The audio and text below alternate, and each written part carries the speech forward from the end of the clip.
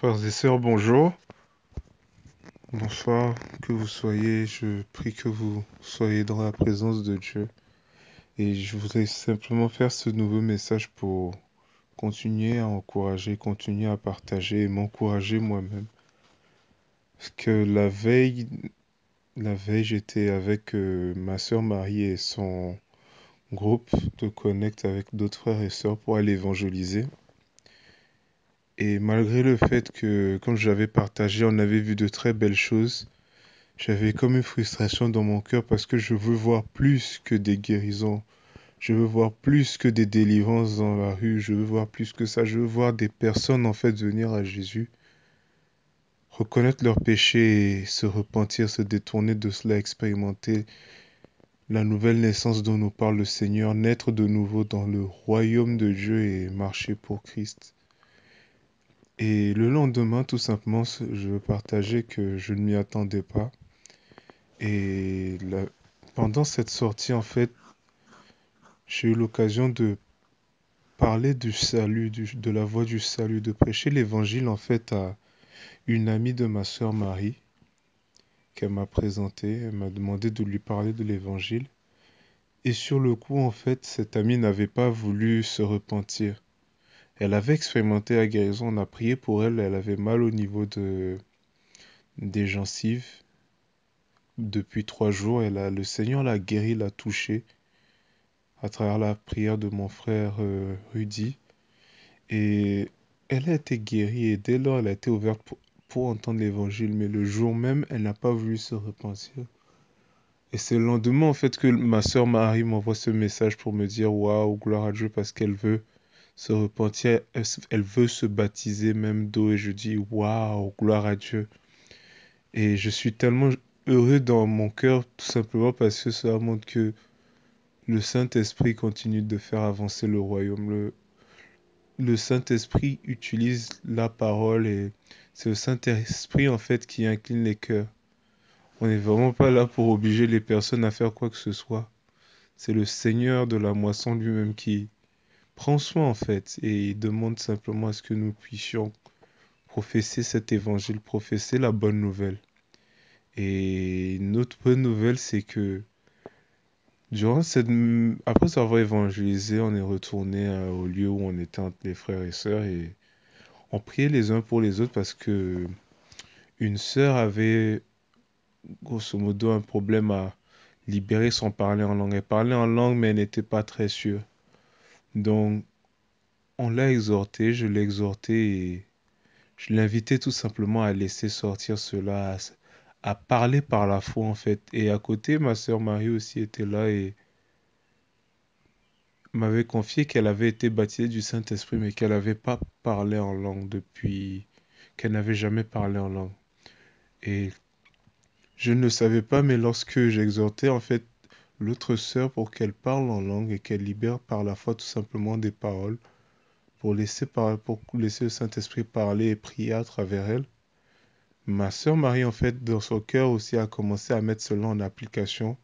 Et c'est toujours le lendemain j'ai reçu ce message de son témoignage pour m'informer en fait que pendant que j'exhortais l'autre sœur, elle avait elle avait fait cet acte de foi aussi et que elle avait vraiment expérimenté qu'elle disait des choses incroyables à Dieu, elle était en communion avec Dieu et que même si elle voulait parler en français, elle n'aurait pas pu, que c'était à un tel degré et c'était juste magnifique de pouvoir lire et d'entendre ça. Je rends vraiment grâce à Dieu, gloire à Dieu parce que c'est des choses qui moi-même me fascinent, des choses qui m'émerveillent parce que je me dis non, Dieu est grand. Si on pouvait voir tout ce que Dieu fait, mais souvent on est bien limité par notre propre intelligence. Et Dieu est là, Dieu est présent, Dieu agit avec nous. Et voilà, c'était vraiment une soirée bénie et que toute la gloire revienne à Dieu. Alors ce soir, je suis parti avec mon frère Rudy et d'autres frères, avec mon frère Rich, pardon. Et on est allé à Châtelet pour aller évangéliser. C'était la première fois qu'on se rencontrait, mon frère Rich et moi. Et Dieu nous a fait grâce. grâce sur grâce. Il y avait des persécutions au départ lorsqu'on a commencé à évangéliser, mais c'est normal, c'est normal. On est tombé sur un jeune homme très zélé qui nous parlait qui nous disait que la Bible c'était faux, que lorsque les gens guérissaient c'était faux, qu'il fallait qu'on regarde des discussions, des documentaires sur les énergies, le cosmos, et a commencé à nous parler de tout ce qui est la culture égyptienne, Isis, etc. Et on a juste vu que c'était pas une personne de paix, on l'a laissé. Et on a continué d'interroger les personnes. Et au départ, franchement, il n'y avait pas grand monde qui semblait être ouvert. Mais on a l'assurance que ce que Dieu dit est vrai et Dieu nous dit dans sa parole que la moisson est grande, la moisson est prête. Et que le problème, c'est qu'il y a peu d'ouvriers. Donc on a persévéré, on est tombé sur un jeune. Il a tellement écouté l'évangile en fait. Il était en plein ramadan, c'est un musulman, il s'appelle Anas. Mais il nous a posé des questions sur Jésus-Christ, sur l'identité de Jésus-Christ. Et il nous a aussi posé des questions sur le pape. Et en fait, il a été surpris que l'on dise que nous ne croyons pas dans le pape parce que le pape fait des choses qui ne représentent pas le Seigneur Jésus tout simplement. Et dès lors, il était très ouvert. On lui a aussi également exposé à ce jeune musulman que Marie n'était pas la mère de Dieu. On a beaucoup parlé de ça. Dès lors, il était très ouvert et il a écouté en fait qui était vraiment Jésus et écouté l'évangile du salut, de la justice de Dieu vraiment. Et on rend grâce à Dieu parce que c'était vraiment une personne de paix. Et après, on a continué. Il est parti, le jeune homme, il est parti parce qu'il était pressé ensuite. Après une bonne discussion, il a dû partir parce qu'il se faisait tard. Après cela, nous, on a continué d'approcher les personnes. On est tombé sur deux adultes d'origine africaine, sénégalaise. Donc là, moi, j'ai pu échanger avec eux en Wolof. Et l'un d'entre eux avait beaucoup de stress. Et mon frère Hish a prié pour lui, en fait. Et dès lors, ils nous ont remerciés et disaient qu'ils respectaient beaucoup ça. Nous aussi, on disait qu'on respectait très bien, en fait, leur foi et que, voilà, on était venu simplement leur partager l'amour. Après, on a continué et on est tombé sur un frère. Une rencontre très, très intéressante. C'est le frère Joseph. Et Joseph, en fait, nous n'avait pas de besoin de prière, mais il nous a invités à nous asseoir à côté de lui et il nous a exposé qu'il passait par des temps très difficiles. Mais même dans tout cela, c'est lui qui nous encourageait et nous disait que nous soyons encouragés pour le reste, que de continuer à aller évangéliser, à parler du Seigneur.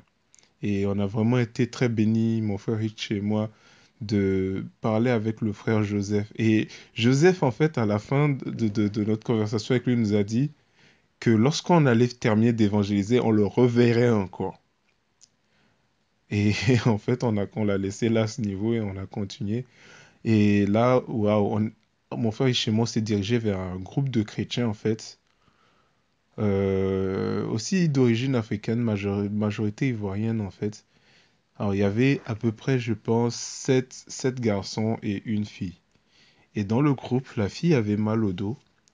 Et en fait, mon frère, il avait sur lui une Bible.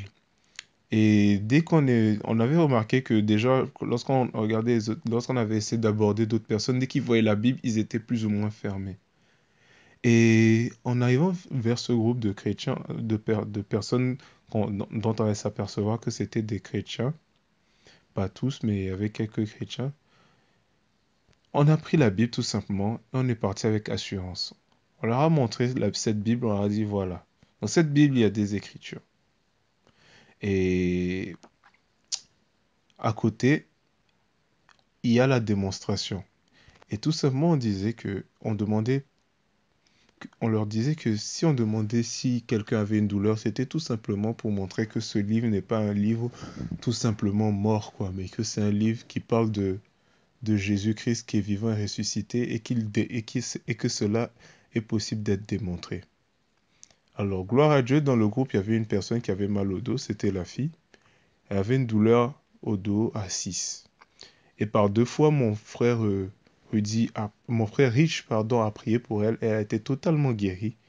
Et là, waouh, tous les autres étaient complètement ouverts à écouter ce qu'on disait.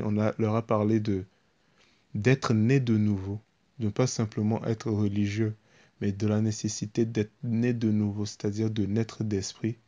Et ils recevaient tellement les paroles, on leur a parlé de notre propre témoignage, on les a encouragés en fait à faire ce pas de foi pour vivre pour le Seigneur et que la Bible est vraie en fait, tout simplement, que ce qui est dit dans la Bible est vrai.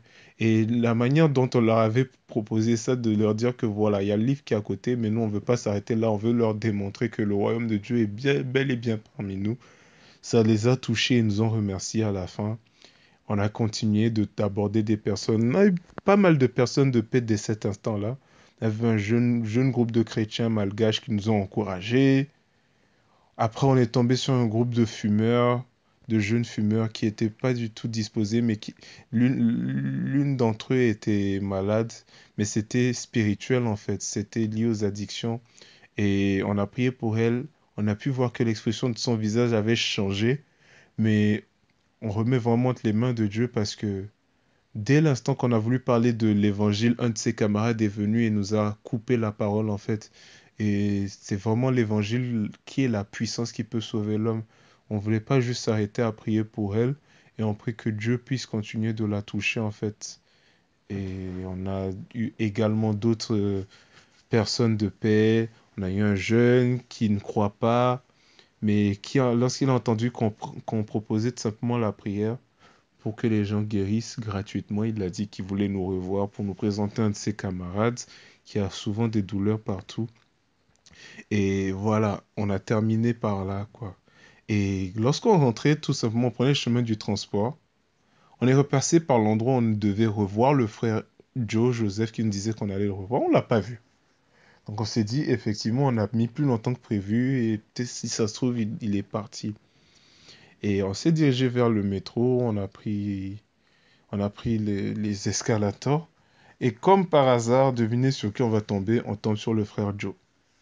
Donc on le voit, on est super content, on retourne vers lui, on commence à lui parler.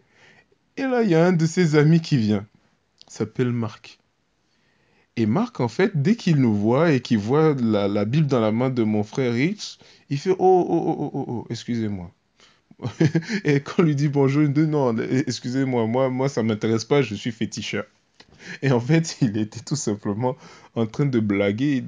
C'était pas la vérité parce qu'il n'était pas féticheur. Il est chrétien, mais tout simplement, il nous a expliqué qu'il est sorti du système d'église parce qu'il voyait beaucoup de choses bizarres. En tout cas, il a expérimenté des choses vraiment qui l'ont déplu dans l'église, que ce soit au niveau de ce qui est enseigné ou de l'adultère parmi les corps pastoraux, tout ça. Bon, on va pas rentrer dans ça. Et grosso modo, cette personne, lorsqu'elle nous a vus, nous a aussi mis dans une boîte. Et au fur et à mesure qu'on parlait avec lui, mon frère Rich a eu à cœur de lui demander s'il n'avait pas une douleur de courbature. Et il a confirmé qu'il avait mal au dos et qu'il s'était fait ça au travail parce qu'il est dans les travaux physiques, en fait, dans le bâtiment.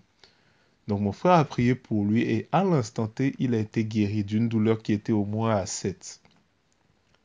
Et dès lors, lui aussi, il était ouvert à l'évangile et on lui a vraiment prêché l'évangile, la nécessité de la repentance et le véritable baptême d'eau.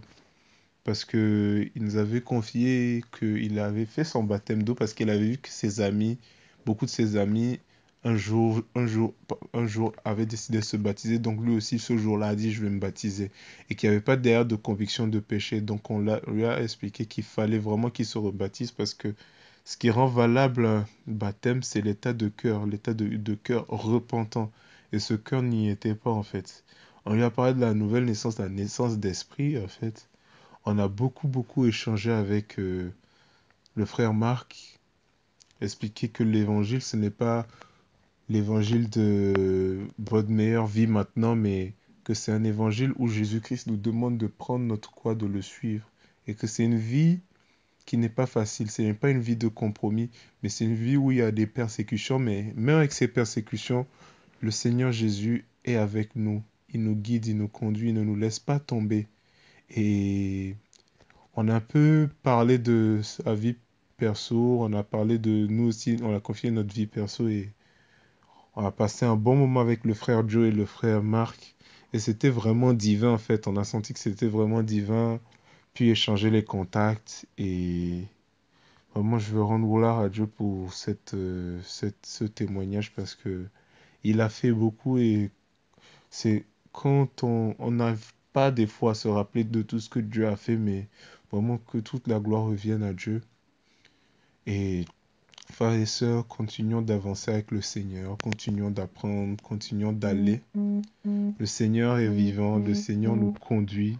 À chaque fois, il nous le montre, à chaque fois, il nous montre qu'il est là et que lui-même veille sur sa parole, en fait. Et ne nous inquiétons pas. Même si au départ, il y a comme une forme de peur, c'est au fur et à mesure qu'on va y aller, au fur et à mesure qu'on va sortir de notre zone de confort, en faisant quelque chose de nouveau, que cette peur finit par disparaître en fait.